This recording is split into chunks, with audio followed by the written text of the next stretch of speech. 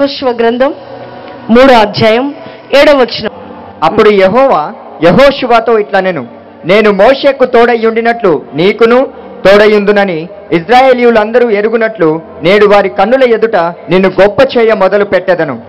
మీరు యోర్దాను నీళ్ల ధరికి వచ్చి యోర్దానులో నిలువుడని నిబంధన మందసమును మోయు యాజకులకు ఆజ్ఞాపించుము. కాబట్టి యెహోషువ మీరు ఇక్కడికి వచ్చి మీ దేవుడైన యెహోవా మాటలు వినుడని ఇశ్రాయేలీయులకు ఆజ్ఞాపించి వారితో ఇట్లనెను. చాలు చూడండి, యెహోవా దేవుడు ఆ యొక్క యెహోషువతో మాట్లాడుతున్న మాట. దానికంటే ముందుగా 3వ అధ్యాయం 3వ వచనం చదవమ్మా. మీరు మీ దేవుడైన యెహోవా నిబంధన మందసమును యాజకులైన లేవీయులు మోసుకొని పోవుట చూచినప్పుడు మీరున్న స్థలములో నుండి బయలుదేరి దాని వెంబడి వెళ్ళవలెను. మీకును దానికిని దాదాపు 2000 కొలమూరుల ఎడముండవలెను. మీరు వెళ్ళు త్రోవ మీకింతకు ముందుగా వెళ్ళినది కాదు. మీరు దానిని గుర్తుపట్టవలెను గనుక ఆ మందసమునకు సమీపముగా మీరు నడవరాదు.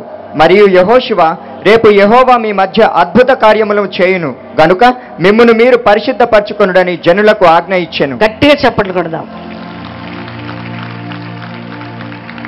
ఎంతమందికి సారాంశం అర్థమైందో నాకు తెలియదు, కానీ ఇక మీ మైండ్ ఎట్టు పెట్టొద్దు, చాలా సీరియస్గా కాన్సన్ట్రేషన్ చేసి దేవుని యొక్క వాక్యం వినాలి. యెహోషువ ఇశ్రాయేలు ప్రజలతో ఒక మాట చెప్తూ ఉన్నాడండి. ఏమని చెప్తున్నాడంటే, ఇశ్రాయేలు ప్రజల దగ్గరకు వచ్చి లేవీయులు మందసం తీసుకొని వెళ్తున్నారు, అయితే వారితో పాటు మీరు కూడా వారికి వెళ్ళాలి, అయితే మీకు వారికి ఎడముండాలి, మందసముతో మీరు వెళ్ళండి, మీరు గుర్తుపట్టండి. రెండవదిగా మీరు లేవీయులతో కలిసి మందసంతో వెళ్తుండగా జాగ్రత్తగా వినాల్సిన మాటలు నేను చెప్తున్నాను. రేపు మీ మధ్యలో దేవుడు అద్భుత కార్యములు చేయనట్లు నేడు మిమ్ములను మీరు పరిశుద్ధపరచుకొనుడి. రేపు మీ మధ్యలో దేవాతి దేవుడు అద్భుత కార్యాలు చేయబోతున్నాడు. 2015 సంవత్సరంలో నీ జీవితంలో దేవుడు అద్భుతాలు చేయబోయే సంవత్సరం సహోదరి సహోదరుడా. ఆయన అద్భుతాలు చేయటానికి నేడు ఇయర్ ఎండింగ్లోనే నిన్ను నువ్వు పరిశుద్ధపరచుకోవటానికి నువ్వు ఎవరితో నడవాలంటే, లేవీయులు మందసం తీసుకొని వెళ్తూ ఉన్నారు, యాజకులు మందసం మోసుకొని వెళ్తున్నారు. ఆ మందసానికి ఎడంగా నడుచుకుంటూ నువ్వు సిద్ధపడి నిన్ను నువ్వు పరిశుద్ధపరచుకుంటే రాబోయే సంవత్సరం, వస్తున్న సంవత్సరం, వచ్చిన సంవత్సరంలో ఒక నూతన క్రియ నీ కుటుంబంలో జరగబోతున్నది. చూడండి, మందసం అంటే అర్థం ఏంటంటే దేవుని సన్నిధి అని అర్థం. మందసం అంటే అర్థం ఏంటంటే యేసుక్రీస్తు ప్రభువుకి గుర్తు. ఆ మందసాన్ని మోసుకొని లేవీయులు యాజకులు దేవుని ప్రకటించే వారు వెళ్తూ ఉన్నారు. వారితో పాటు మీరు కూడా వెళ్ళాలి. అయితే మీరు వెళుతున్నప్పుడు, ఆ మందస్సానికి దగ్గరగా వెళ్తున్నప్పుడు, ఆ మందస్సంతో పాటు మీరు వెళ్తూ ఉన్నప్పుడు మీరు చేయాల్సిన పని ఏంటంటే మిమ్మును మీరు పరిశుద్ధపరచుకోవాలి. ఎందుకు మిమ్మల్ని మీరు పరిశుద్ధపరచుకోవాలంటే రేపు మీ మధ్య దేవుడు అద్భుతాలు చేయబోతున్నాడు. నిరీక్షణ లేని స్థితిలో మీరు ఇక్కడ ఉన్నారేమో, కష్టంలో మీరు ఇక్కడ ఉన్నారేమో, ఓదార్పు లేని స్థితిలో మీరు ఇక్కడ ఉన్నారేమో, నింద అవమానం మీరు మోస్తున్నారేమో, మీకు ఎటు వెళ్ళినా తోచని స్థితి ఉందేమో.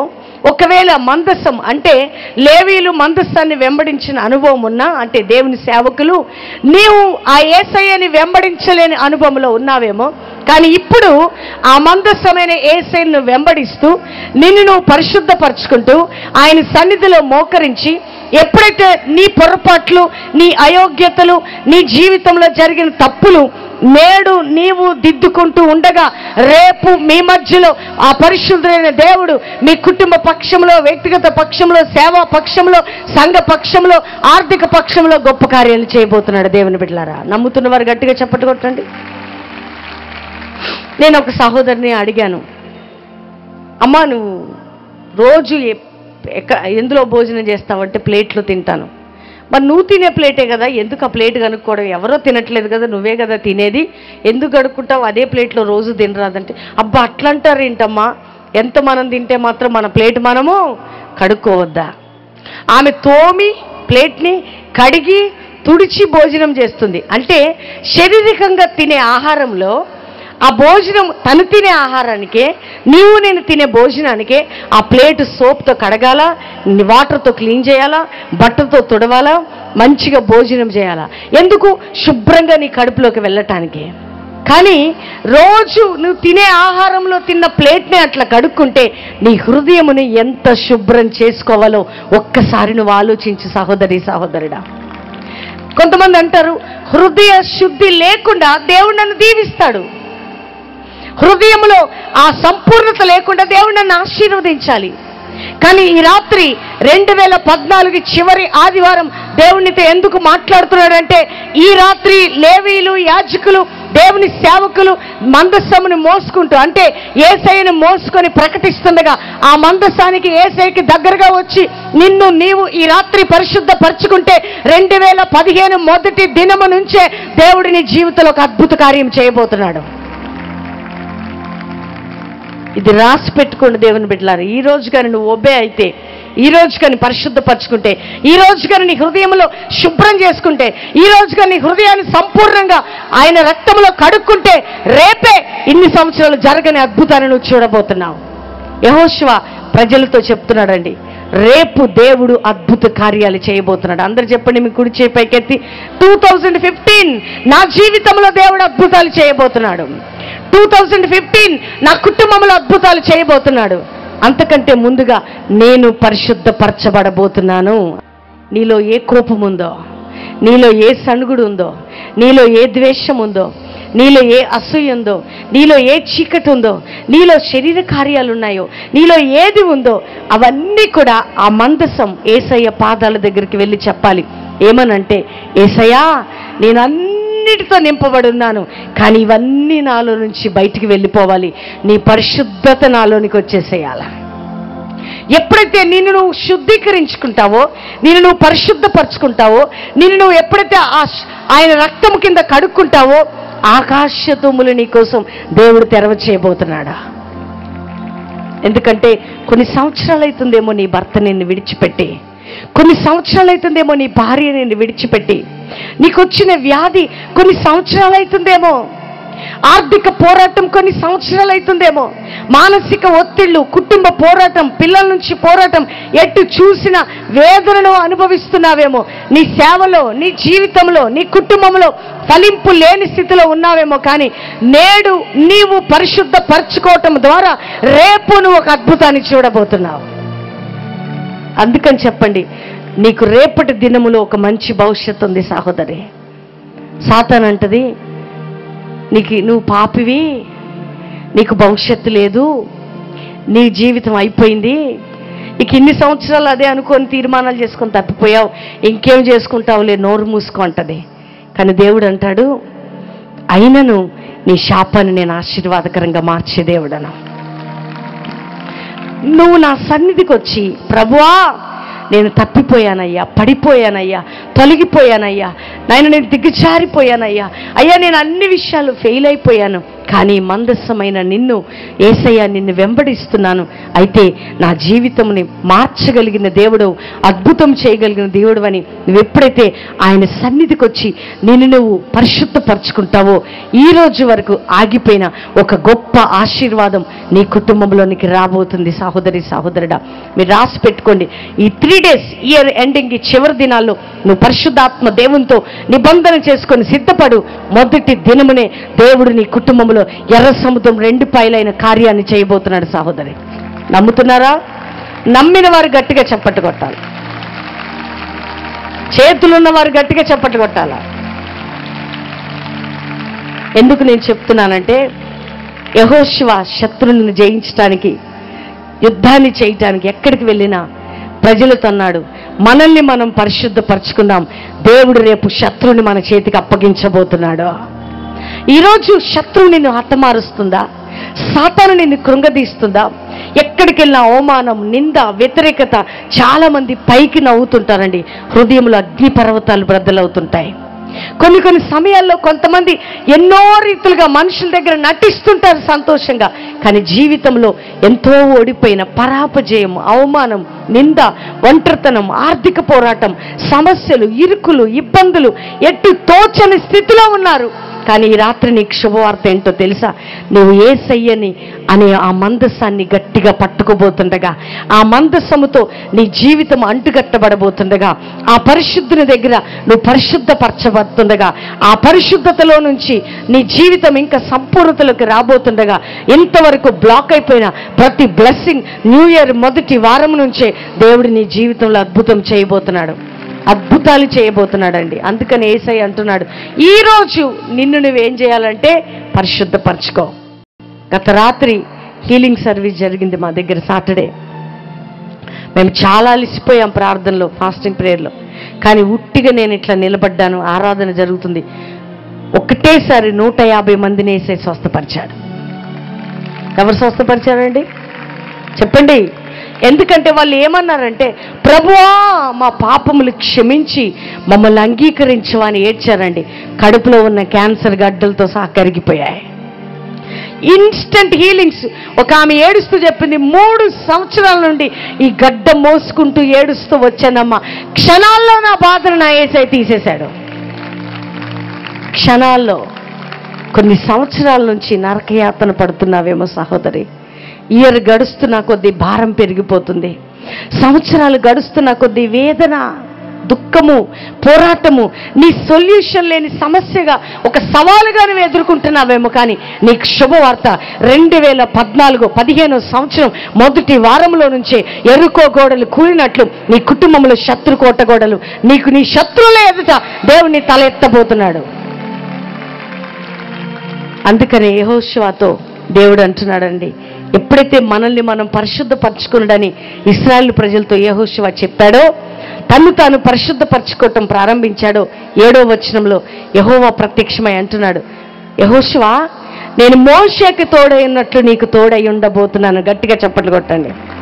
ఎప్పుడైతే వారిని వారు జనులు పరిశుద్ధపరచుకుంటున్నారో, ఎప్పుడైతే తను తాను పరిశుద్ధపరచుకుంటున్నాడో, మోషేతో తోడై ఉన్నట్లు నీకు నేను తోడై ఉండబోతున్నాను. రెండవదిగా ఏమంటాడంటే, ఇశ్రాయేల్ ప్రజలందరూ కూడా గుర్తించినట్లుగా నిన్ను గొప్ప చెయ్య మొదలు పెట్టబోతున్నాను. గట్టిగా చప్పట్లు కొడదాం.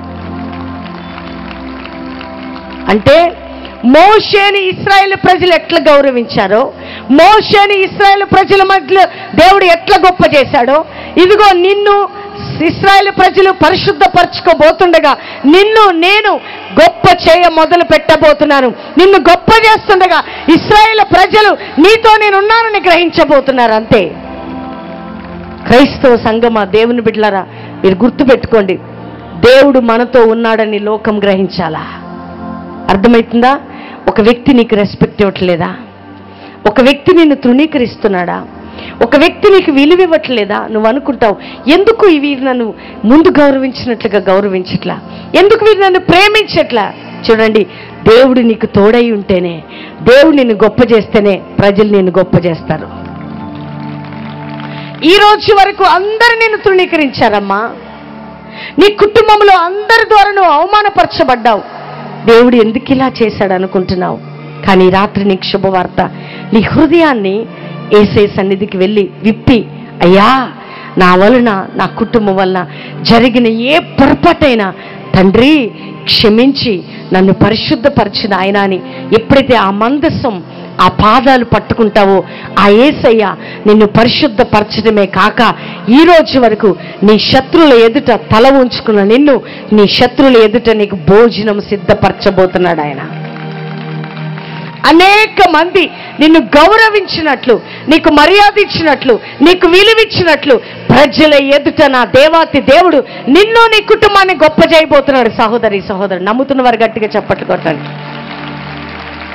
ఈ టీవీ ప్రోగ్రాం చూస్తున్న సహోదరి, 2014లో అంత చేదు, చీకటి, వేదనను అనుభవించామేమో. కానీ ఈ వాక్యం వింటూ, అయ్యా ఎక్కడ పొరపాట్లు చేశాము, ఎక్కడ తప్పులు చేశాము, ఎక్కడ అపరిశుద్ధంగా బ్రతికాము, ఏ విషయాల్లో నిన్ను గాయపరిచాము, గొనిగామో, సనిగామో, నీ ప్రణాళికను తప్పుగా అర్థం చేసుకున్నాము, మమ్మల్ని క్షమించమని ఎప్పుడైతే ఆయన పాదాలు నువ్వు పట్టుకుని ఏడుస్తావో, నువ్వు పరిశుద్ధపరచబడుతుంటావు.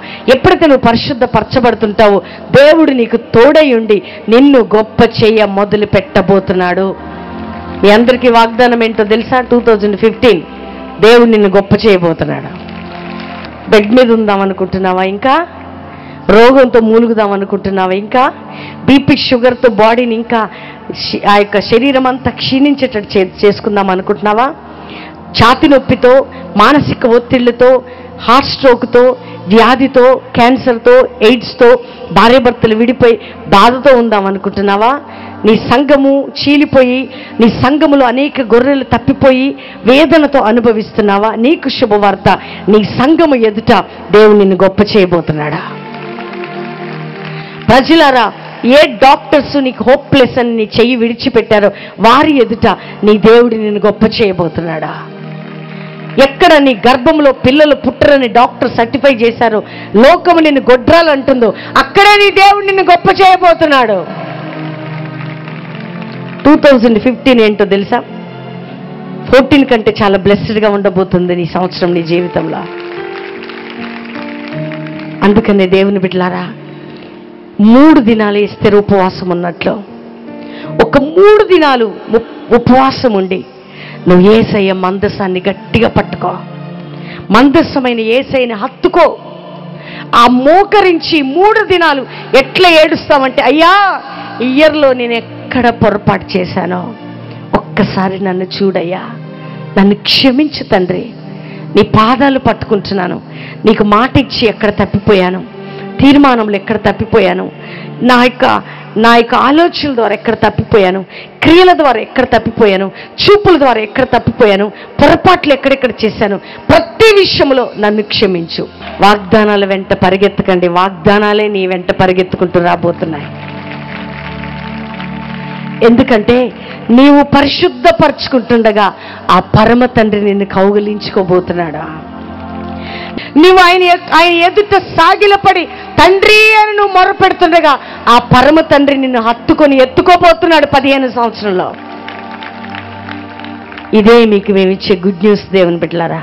అందుకని ఈ రాత్రి మీకు శుభవార్త.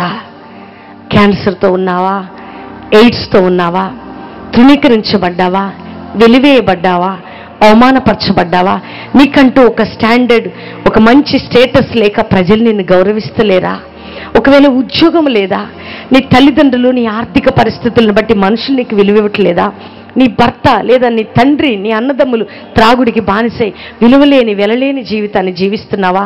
కానీ నువ్వు ఎప్పుడైతే ఈ మందసాన్ని యేసయ్య పాదాలు పట్టుకోబోతున్నావో, ఎప్పుడైతే ఆయన పాదాలు పట్టుకొని నువ్వు యేసయ్య సన్నిధిలో కన్నీరు కారుస్తావో, ఉపవసించి ప్రార్థన చేయబోతున్నావో, 2015 మొదటి వారంలోనే నీ జీవితంలో దేవుని యొక్క వాగ్దానాల పంటను చూడబోతున్నావు యేసు నామములో. ఈరోజు నీకు ఎందుకు చెప్తున్నానంటే, అలసిపోయి వచ్చావేమో, కృంగిపోయి వచ్చావేమో, దినాలు గడుస్తున్నా నీ యొక్క ప్రశ్నకి జవాబు లేదేమో, తృణీకరణ, అవమానం, నింద, శ్రమ, ఇరుకు, ఇబ్బంది, ఎంతకాలం ప్రభు అనుకుంటున్నావేమో, ఎంతకాలం ఈ భర్త నుండి పోరాటం, ఎంతకాలం నా భార్య నుంచి పోరాటం, ఎంతకాలం ఈ అప్పు నాయన, ఎన్ని దినాలు ఈ శ్రమలు అనుకుంటున్నావేమో, ఎన్ని రోజులు అందరూ బిడ్డలను ఎత్తుకుంటుంటే గొడ్రాల్లాగా బ్రతకాలనుకుంటున్నావేమో, ఎన్ని రోజులు ఇతరుల దగ్గరికి వెళ్ళి డబ్బు అడగాలని ఏడుస్తున్నావేమో, ఎన్ని దినాలు ప్రభువా నా భర్త శాడిజాన్ని నేను భరించాలని ఏడుస్తున్నావేమో, నా పిల్లలు మాట వినట్లేదయ్యా, ఒంటరి జీవితం అయిపోయిందని బాధపడుతున్నావేమో. కానీ నువ్వు ఎక్కడికి రావాలంటే, లేవీలు మందసాన్ని మోసుకుంటూ వెళ్తుండగా, ఇశ్రాయేలు మందసాన్ని వెంబడించినట్లు యాజకులు దేవుణ్ణి ఆరాధిస్తుండగా, ప్రార్థన చేస్తుండగా, నీవు కూడా యేసు క్రీస్తు ఆయన ఆ మందసాన్ని ఎప్పుడైతే నువ్వు పట్టుకుంటావో, మొరపెడతావో, ఆ మందస్సము ఎదుట నిన్ను పరిశుద్ధపరచుకుంటావో, దేవుడు నీ కోసం గొప్ప కార్యాలు చేయబోతున్నాడు. సహోదరి సహోదరుడా, నమ్ము అంతే. ఈరోజే నా దేవుడు నీకు వాగ్దానం చేస్తున్నాడు. అందుకనే ఇక్కడ యెహోషువతో అంటున్నాడండి, పరిశుద్ధపరచుకున్నారు కదా, మీరు పరిశుద్ధపరచబడుతుండగా మోషేకి తోడైనట్లు నీకు తోడై ఉండి ఇశ్రాయేలు ఎదుట నిన్ను గొప్ప చేయ మొదలు పెట్టబోతున్నాను. ఈరోజు ప్రియ దేవుని బిడ్డ, నిన్ను దేవుడు గొప్ప చేయబోతున్నాడమ్మా. నీ కుటుంబంలో అద్భుతం జరిగే దినాలు, దేవుడు పరలోకం కదిలే దినాలు, ప్రభువు కదిలి వచ్చే సమయం. అందుకని ఈ రాత్రి, ఒకవేళ ఇది చివరి ఆదివారం ఇయర్లో, నువ్వు ఒకవేళ దుఃఖంతో వచ్చావేమో, నెక్స్ట్ సండే సంతోషంతో రాబోతున్నావు ఈ గ్రౌండ్లోకి. కాబట్టి మీరు నమ్మండి, ఈరోజు ప్రభువు చెప్తున్న మాట ఏంటంటే మనల్ని మనం పరిశుద్ధపరచుకుందాం, మన జీవితాలను దేవుని సన్నిధిలో దిద్దుకుందాం, మన హృదయాలను యేసయ్యకు సమర్పించుకుందాం, యేసయ్య పాదాలు పట్టుకుందాం. ఈ రోజు వరకు చేసుకున్న తీర్మానాల్లో, నిర్ణయాల్లో ఎక్కడ పడిపోయామో అక్కడ సాగిలపడదాం, ఆయన పాదాలు పట్టుకుందాం, ఆయనను బ్రతిమలాడుదాం. దేవుడు మనల్ని కనికరము చూపి గొప్ప చేయ మొదలు పెట్టబోతున్నాడు. అందరూ